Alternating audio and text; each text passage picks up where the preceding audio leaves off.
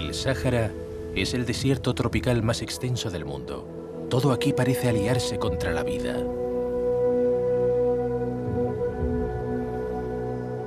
Pero por debajo del polvo, de la arena y de las rocas abrasadas hay un destello de esperanza: agua.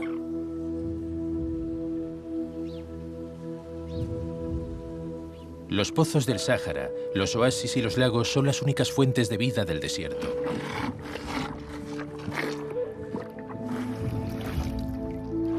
Siempre pueden extraerse algunos litros de agua del suelo, pero la pregunta es: ¿hasta cuándo?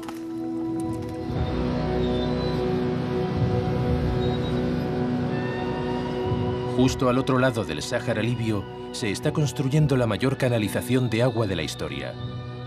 Los antiguos recursos de agua subterránea servirán para eliminar el imperio del polvo y de la arena y para que el desierto se vuelva verde. ¿Podrá hacerse realidad esta imagen? ¿O alterará el sistema de suministro de agua del Sáhara?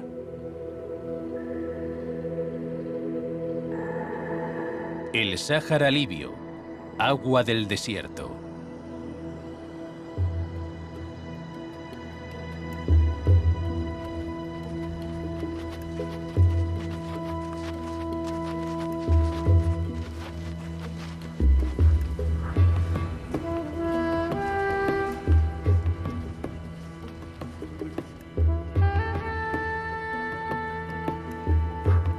La gente que atraviesa el Sáhara llama al gran desierto Bar Bela Ma, el mar sin agua.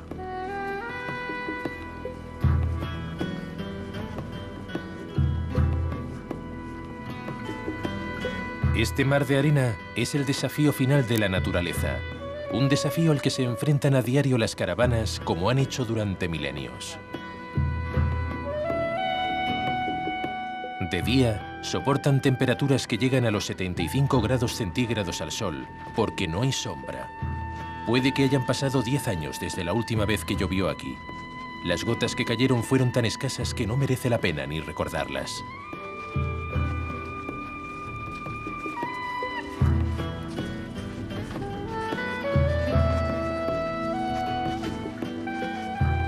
En muchos lugares, el mar sin agua levanta olas pronunciadas o sorprende al viajero con peligros menos visibles.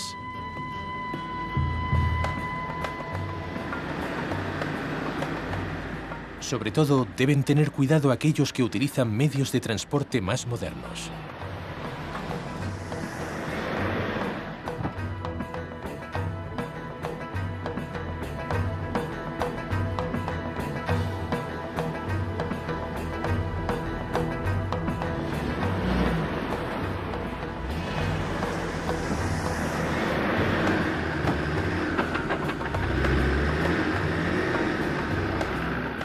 Se puede cruzar todo el Sáhara del Atlántico al Mar Rojo, una distancia de unos 5.000 kilómetros, sin llegar a conducir por una superficie sólida. El Sáhara tiene una extensión aproximada de 9 millones de kilómetros cuadrados. El territorio del Estado de Libia solo supone una quinta parte del Sáhara. El 95% de Libia es desierto. El volcán extinguido Wa'ad an-Namus es testigo del turbulento pasado del mayor desierto del mundo.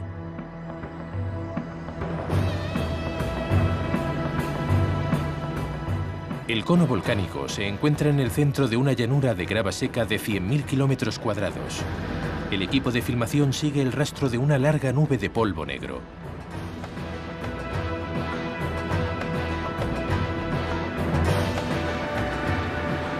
Todo el que llega a este lugar se siente como si estuviera en un planeta extraterrestre.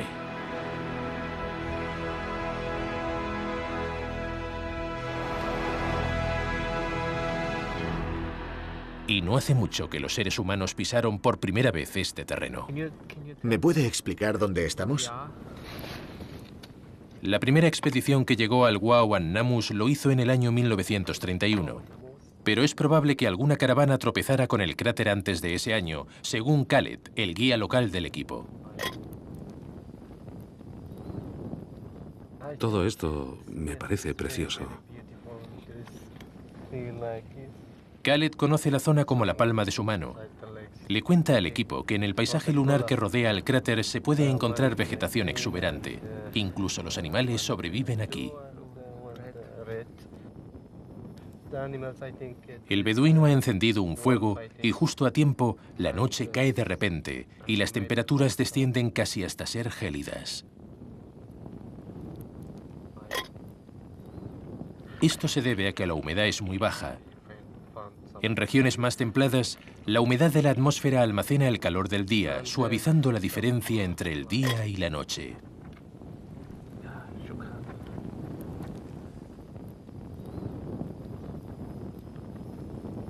Sin embargo, en el desierto, el calor desaparece en cuanto se pone el sol.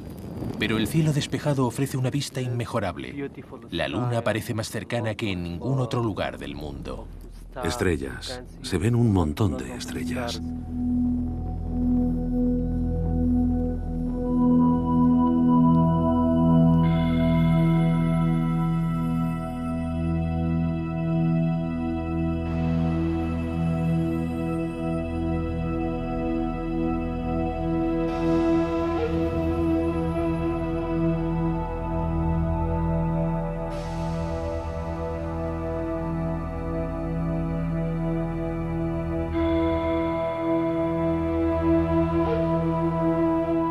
El amanecer se lleva las sombras de Wawon Namus.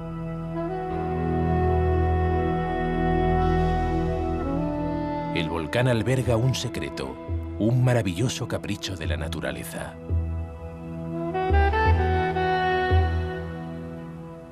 Agua, en medio del desierto. 5 lagos en una caldera volcánica gigantesca. La caldera tiene una profundidad de unos 120 metros y mide 4 kilómetros de ancho. Esta maravilla natural es la consecuencia de un cataclismo. Cuando el volcán dejó de estar activo, se derrumbó.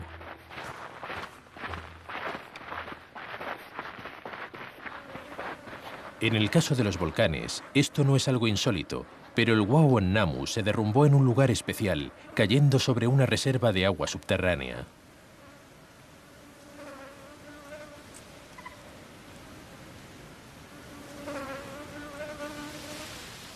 Al recibir agua, el cráter, en llamas en el pasado, se convirtió en un oasis floreciente,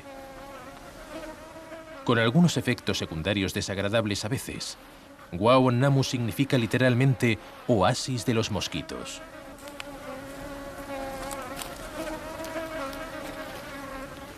Las huellas de la arena son de fenecos y chacales.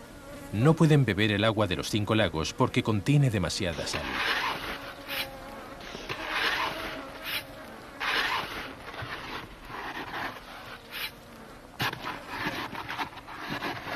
Pero no hay que cavar muy hondo para encontrar agua potable. Un miembro del equipo de filmación prueba su sabor. Vamos a ver si es potable.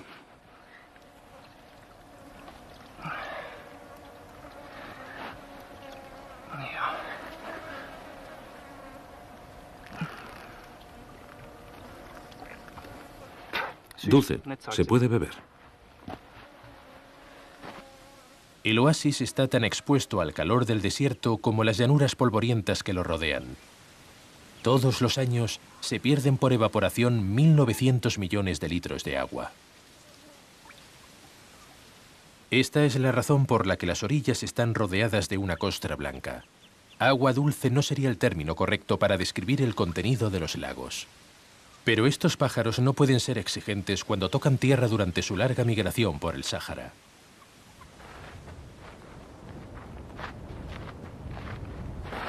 El equipo de filmación sube a un pequeño cono volcánico de formación más reciente. Las plantas aún no han podido colonizar su cumbre. Es un pequeño desierto dentro del oasis.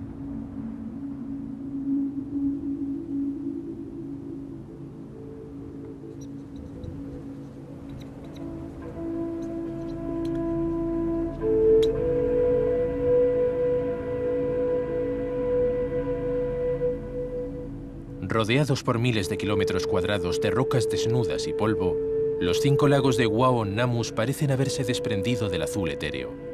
De hecho, es lo contrario. El agua viene de abajo.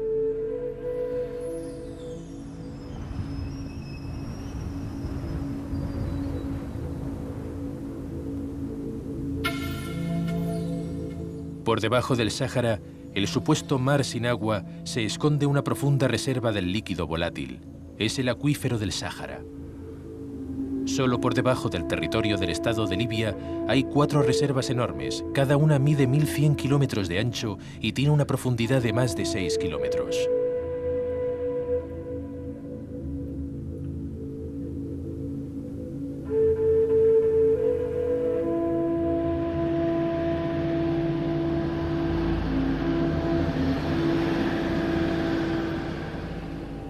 Estos inmensos recursos de agua son el legado de una época en la que el norte de África era un jardín verde con lluvias copiosas.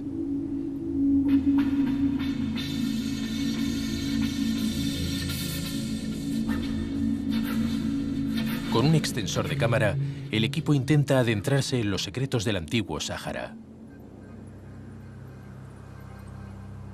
El desierto ha vivido una historia geológica convulsa. Hasta hace 10 millones de años, el mar sin agua estaba sumergido bajo un mar poco profundo. Los vestigios de este pasado marino están presentes por todas partes, en formaciones de piedra arenisca y en piedras caliza compuestas por conchas marinas. Cuando los animales que habitaban en las aguas de este mar antiguo murieron, sus conchas y esqueletos se hundieron en la arena del fondo marino. Apresados en la arenisca, algunos de los fósiles se conservaron durante 70 millones de años antes de que la erosión del viento los volviera a sacar a la luz del día. Como una limpiadora de chorro de arena gigante, el viento del desierto libera esta prueba biológica de las cortezas de historia geológica, sacando a la luz conchas, caracoles y erizos de mar petrificados.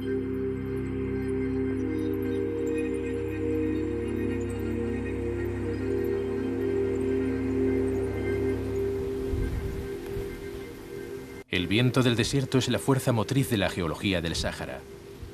De forma implacable, barre la arena y el polvo de la superficie rocosa, allana la topografía, libera nuevos materiales y forma dunas en otra parte.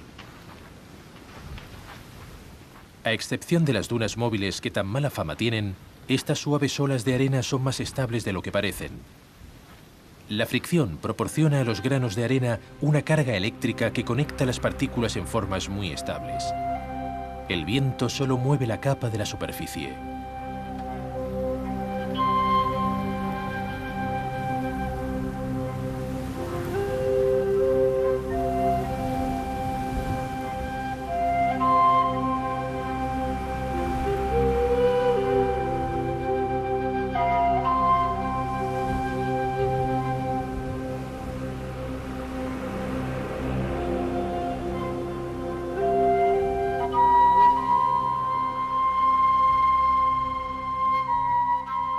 Cuesta imaginar que este infierno de polvo y calor atrajera en el pasado a colonizadores humanos. Y aún así, en uno de los paisajes más extremos del planeta, también hay indicios de civilización humana. Khaled, el guía del equipo de filmación, conoce lugares que están saturados de historia.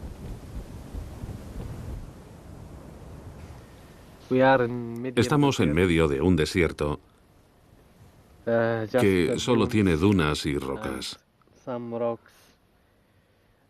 Pero al acercarnos, descubrimos objetos de origen humano.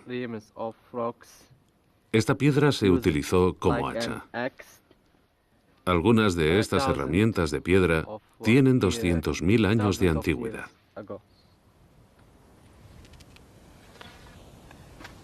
Los objetos más recientes solo se remontan a unos miles de años atrás. Junto con los más antiguos, están esparcidos por todo este valle de dunas. El viento descubre siempre nuevas piezas y vuelve a enterrar otras.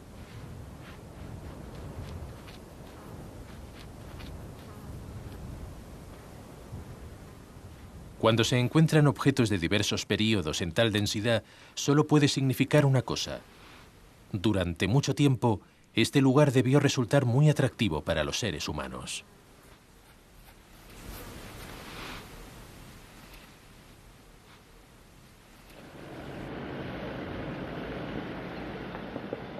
El equipo de filmación cruza un campo lleno de escombros parecido a la Luna. En el Sáhara, a veces se encuentran antiguos centros de civilización en lo que ahora son las zonas más inhóspitas.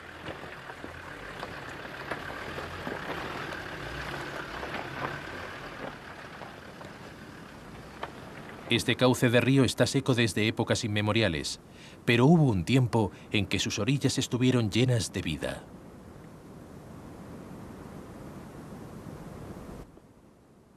Esto es Wadi Matrandous.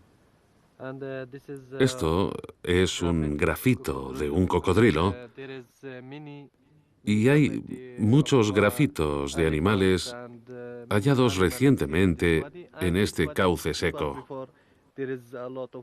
En este wadi había mucha agua y vivía mucha gente aquí, pero ahora no hay agua y solo queda el grafito. Estos grabados en la roca son una clave importante para entender el pasado del Sáhara. Al principio, la gente solo dibujaba animales salvajes. Después, los dibujos mostraban el ganado y otros animales domésticos. Para los primeros campesinos, el Sáhara era una tierra fértil con muchos ríos, pastos extensos y un suelo que producía abundantes cultivos. Luego, de repente, hace unos 4000 años, el paraíso se terminó de forma brusca. El jardín del Edén se marchitó.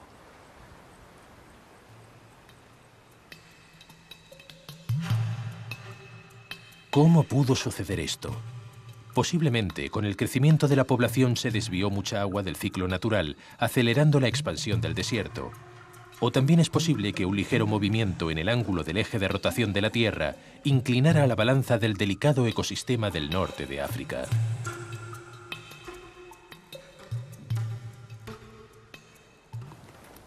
Estos animales pueden sobrevivir sin pastos verdes. Solo necesitan los arbustos secos esporádicos de esta zona. Con la gran escasez que empezó hace 4000 años, las civilizaciones del Sáhara han cambiado. En vez de ser campesinos con cultivos asentados y ganado, los nómadas empezaron a vagar por el desierto. La gente solo ha podido sobrevivir con los escasos recursos que ofrece ahora la tierra, estando en movimiento de forma continua. El camello se adapta perfectamente al modelo de vida nómada. Los primeros camellos se trajeron al Sáhara desde los desiertos de Asia hace poco más de 2000 años, sobre todo dromedarios de una joroba.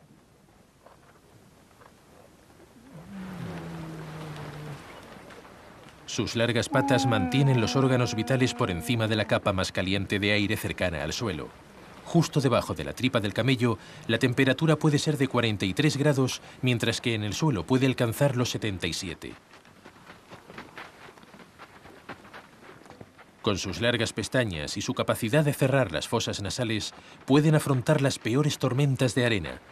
Sus pies blandos se pueden abrir para evitar que se hundan en la arena.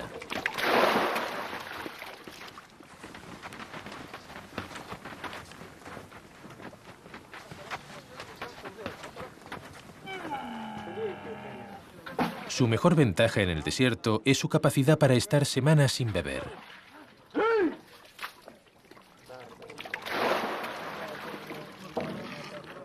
Cuando tienen la oportunidad de beber, la aprovechan al máximo. En solo un cuarto de hora, un camello puede beber casi 200 litros de agua.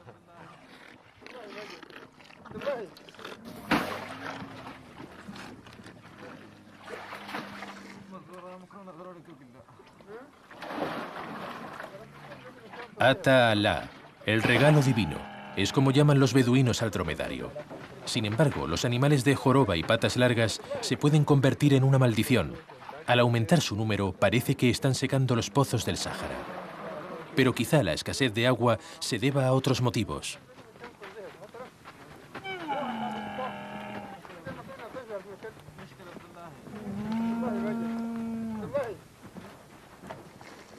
Los nómadas no pueden creerse que sus camellos sean los responsables de que los pozos se sequen. Solo saben que cada vez tienen que cavar a más profundidad para encontrar agua y cada vez con más frecuencia sin resultado. Ciertamente, este pueblo no malgasta el agua del Sáhara. De hecho, tienen mucho cuidado de no desperdiciar el preciado líquido.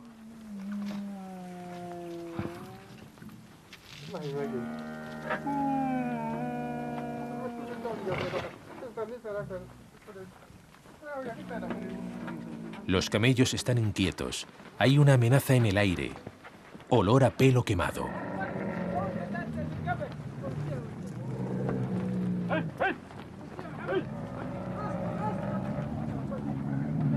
Las marcas al fuego son símbolos de propiedad que duelen. Hacen que un animal pertenezca a una manada concreta y sea propiedad de un hombre.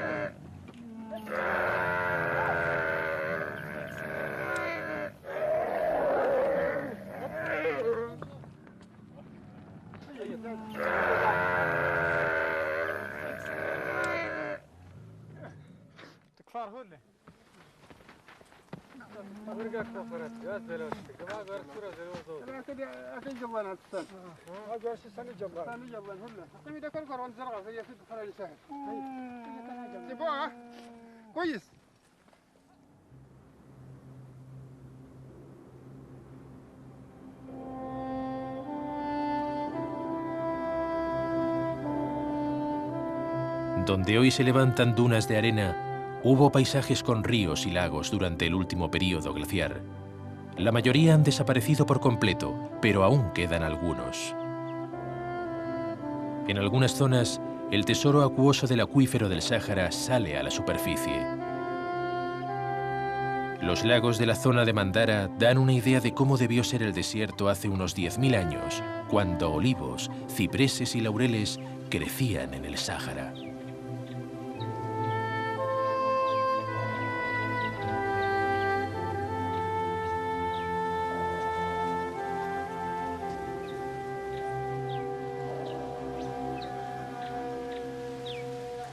Este escenario mediterráneo era muy atractivo para las poblaciones de seres humanos. Los primeros asentamientos grandes crecieron alrededor de masas de agua.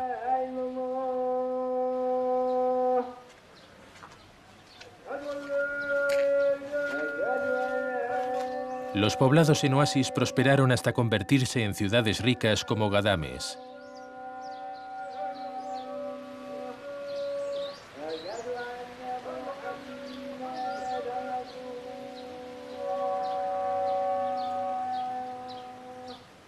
Hubo un tiempo en que Ghadames fue una parada comercial en el viaje de todas las caravanas. Hoy las partes más viejas de la ciudad amenazan con venirse abajo. Llevan mucho tiempo deshabitadas.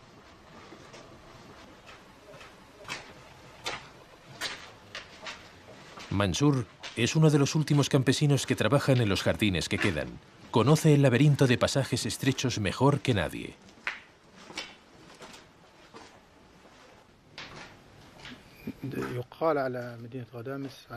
Algunos dicen que Ghadames es la ciudad oasis más antigua del mundo. Al menos hay pruebas de que este lugar estuvo colonizado por el hombre hace 10.000 años.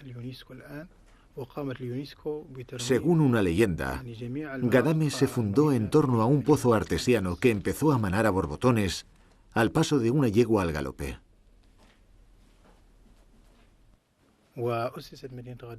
Durante varios miles de años, Ghadames fue el puesto comercial más destacado de una de las rutas de caravanas transsaharianas más antiguas. Todo el mundo hacía buenos negocios aquí, entre ellos los tuareg. Ghadames era su puesto fronterizo situado más al norte. Hace solo un siglo, Ghadames tenía 12.000 habitantes. Hoy el centro histórico de la ciudad está desierto. La ayuda de la UNESCO asegura la conservación de la antigua ciudad del desierto. Solo en vacaciones se llena de vida, o en los calurosos días del verano, en los que el calor en las residencias modernas se vuelve agobiante y los habitantes prefieren la sombra fresca de los antiguos patios.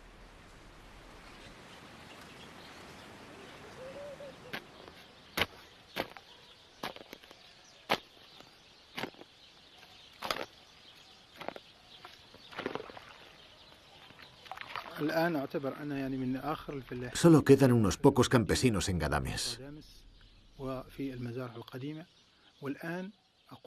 Como en el pasado, un único manantial provee todo el sistema de suministro de agua del oasis.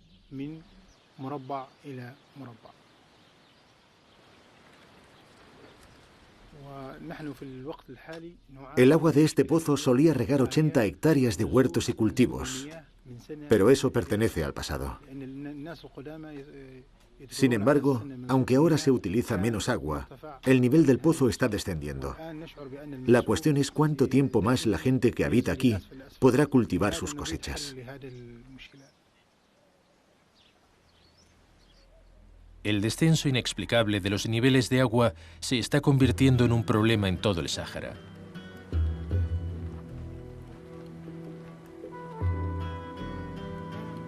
Incluso para los habitantes más expertos del desierto, los tuareg.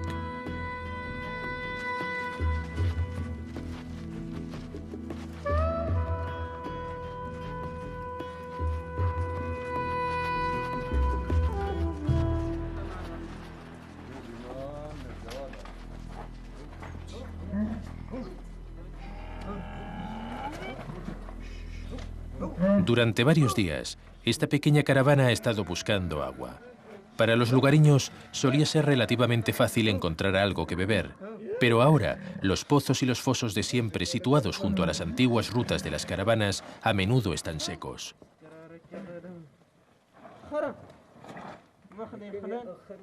En su búsqueda, los hombres tienen que adentrarse en terrenos más difíciles.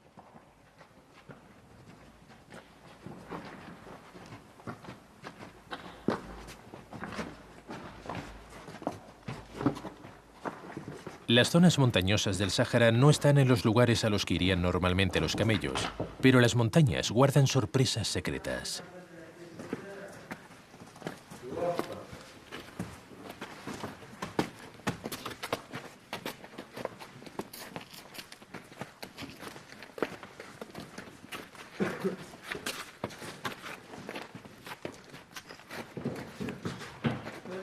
Estas formaciones de arenisca prácticamente intransitables al sudoeste de Libia componen la denominada cordillera Akakus.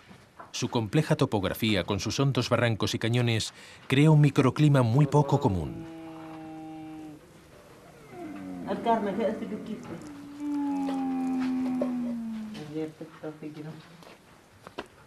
A veces, incluso las nubes de lluvia se ven atrapadas entre los altos picos de Akakus y sueltan su carga de lluvia.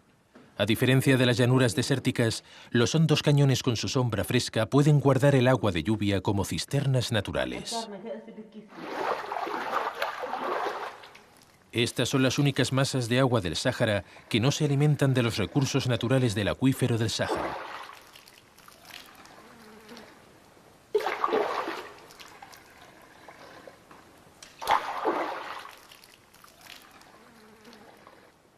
Aquí los tuareg llenan sus bolsas de agua de piel de cabra.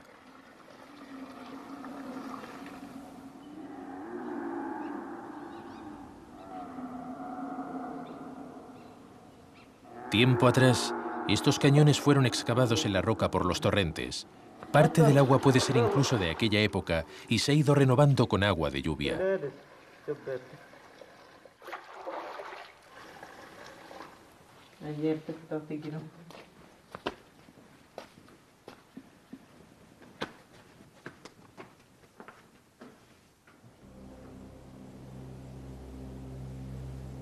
Mientras que en las llanuras del desierto cada gota de lluvia que cae se seca al instante, las hendiduras a la sombra de la cordillera Akakus impiden que el agua se evapore.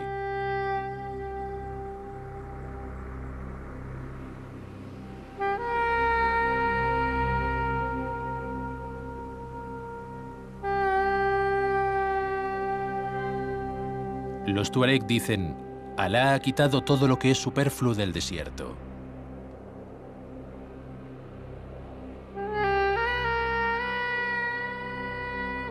Por lo visto, Alá considera que las rocas son esenciales. El Sáhara está compuesto principalmente de grava y piedra. Solo el 20% de su superficie es desierto de arena.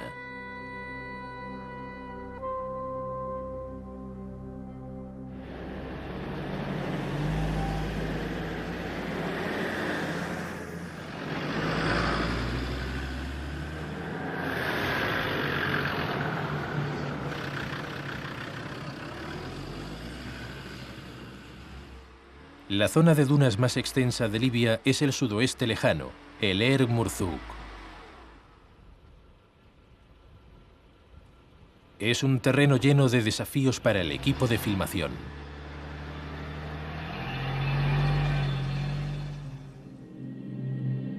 Como un espejismo, una sombra extraña surge del horizonte borroso.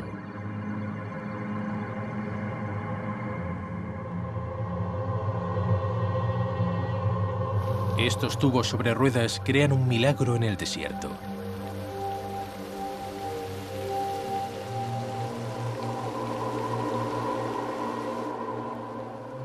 Ahora estamos en Wadi Barjouch. Como pueden ver, hay muchos campos a nuestro alrededor. Uno de los campos más verdes está detrás de mí. Este es uno de los 73 campos que tenemos aquí en Barjouch. A mi izquierda tenemos uno de estos campos que se están preparando ahora para la agricultura. Este es uno de los principales planes aquí en Libia. Se basa en la agricultura de semillas y se lleva a cabo en todas las ciudades de Libia y actualmente se denomina Yamaharía. Los tubos de 400 metros se mueven en círculos como las manecillas de un reloj gigante, esparciendo una fina niebla de agua sobre el suelo. Los depósitos de agua fósil situados a profundidad por debajo de la superficie, componentes del acuífero del Sáhara, se conectan para alimentar este circuito de aspersión.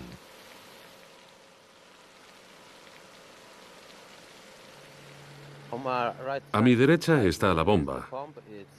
Tiene 150 caballos y bombea unos 77 litros por segundo. Atraviesa toda esta tubería hasta el otro lado y mide unos 400 metros de longitud. 5 planes como este hacen que el desierto de Libia florezca. Como ven aquí, esto es arena normal. Para obtener buenos resultados, como ven detrás de mí, tenemos que añadir diferentes clases de minerales. Y esta circunferencia mide 50 hectáreas. Y para obtener buenos resultados, ya ven todo el césped verde cerca de mí. Y detrás de mí, hemos tenido que añadir diferentes clases de minerales.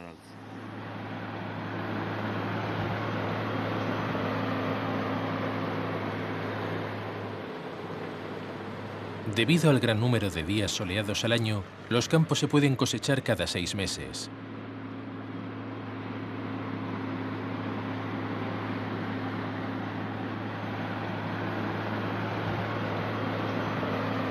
A pesar del clima desértico extremo, la cosecha por hectárea es comparable a los niveles habituales en climas más moderados. En invierno se cosechan trigo y cebada. En verano se cultiva mijo y forraje en los campos artificiales. Cuando termina la cosecha, traen a las vacas y a las ovejas para que coman las sobras.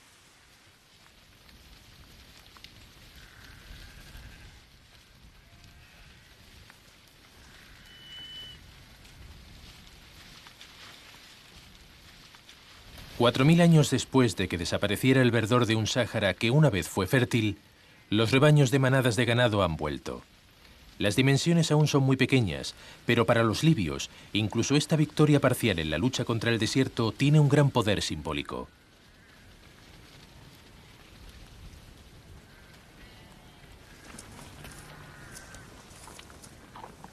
Cuesta imaginar que el agua extraída para estos campos circulares sea la causa del descenso de los niveles de agua en todo el Sáhara.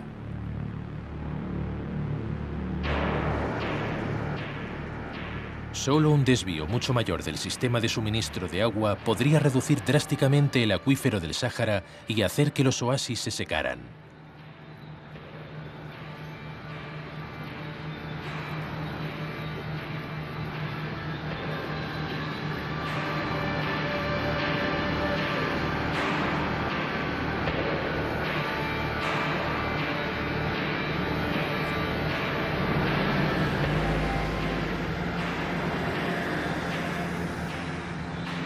A través de estos conductos gigantes se transporta agua de los recursos subterráneos durante casi 5000 kilómetros por el desierto. Este es el gran río artificial, el sueño del líder de la revolución libia, Muammar al-Gaddafi.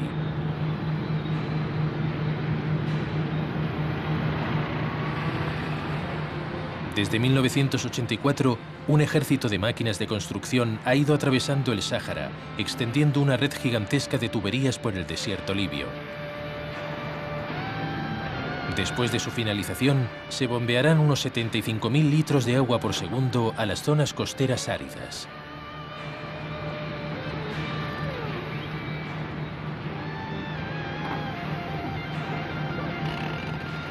Para Gaddafi, esta es la octava maravilla del mundo. Para las empresas de construcción internacionales, esta es la mayor prosperidad de la historia. Hasta ahora, se han enterrado 64.000 millones de dólares en la arena.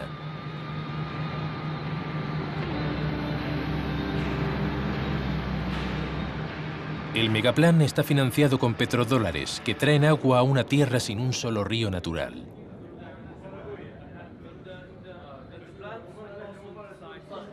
El gran sueño del agua del desierto está a punto de terminar. Estamos aquí, en una tubería del gran río artificial que se ha hecho para llevar el agua de la zona del desierto al norte.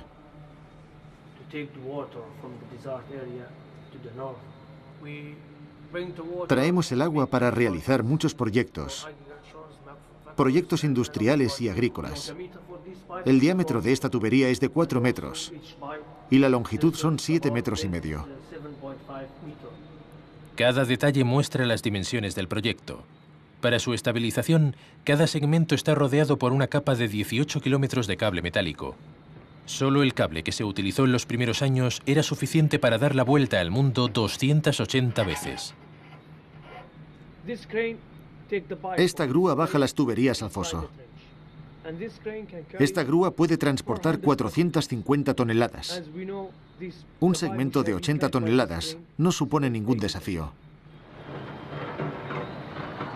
Los libios han reunido trabajadores, conocimientos y tecnología de todo el mundo.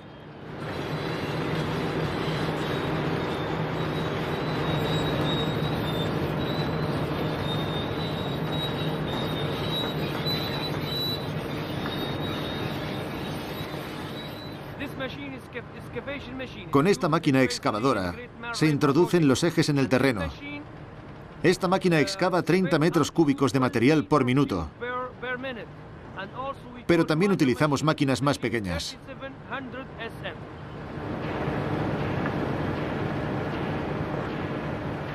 Desde el inicio del proyecto se han excavado 8.500 millones de metros cúbicos de arena y roca.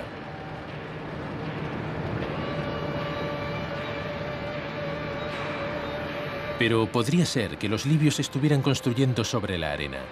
Antes de que el gigantesco plan haya terminado, partes del gran río artificial han empezado a tener fugas. A unos cientos de kilómetros de aquí ya hay obras de reparación en la tubería. El circuito cede a la presión del agua y de la arena.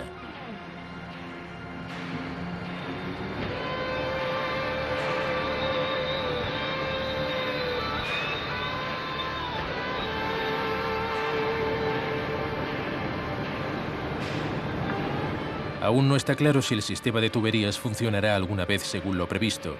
Los libios tienen que hacer todos los experimentos por primera vez. Nunca antes se ha construido algo de dimensiones comparables.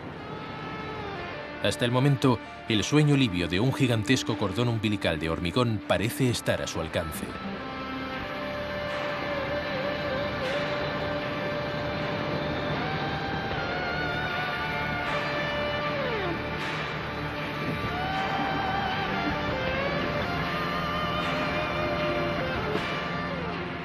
El gran río artificial se alimenta de 1.300 pozos, la mayor densidad de pozos del mundo. La mayoría de ellos tienen de 450 a 650 metros de profundidad.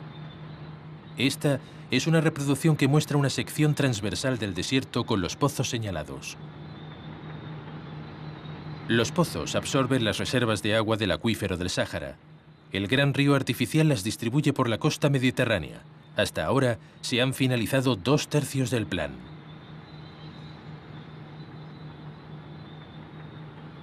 El agua ya circula por la red de tuberías.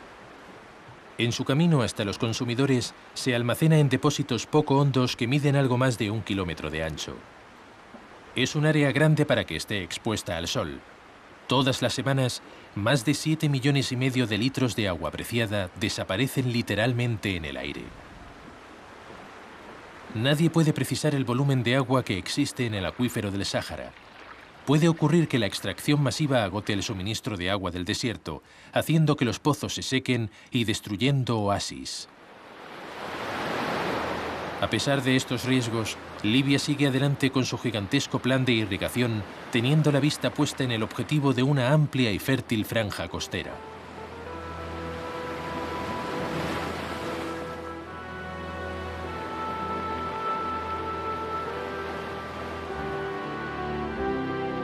Hace 2000 años, este sueño de una costa verde era una realidad.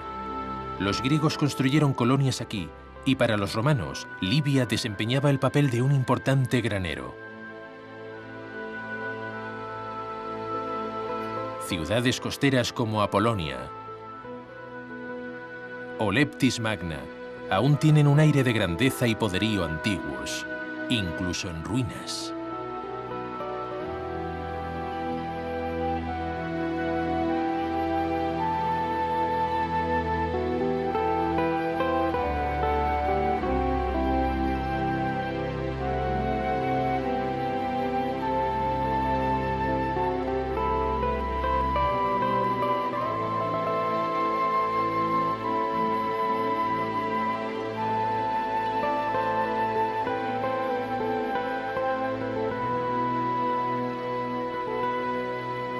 Dentro de unas décadas, estos tesoros culturales pueden anegarse en el mar de arena. Durante los 2000 últimos años, el avance del desierto ha llegado a la costa. El Sáhara se extiende implacablemente. Me encanta el desierto, porque aquí me siento libre. Cuando caminas por el Sáhara, parece que no tenga fin.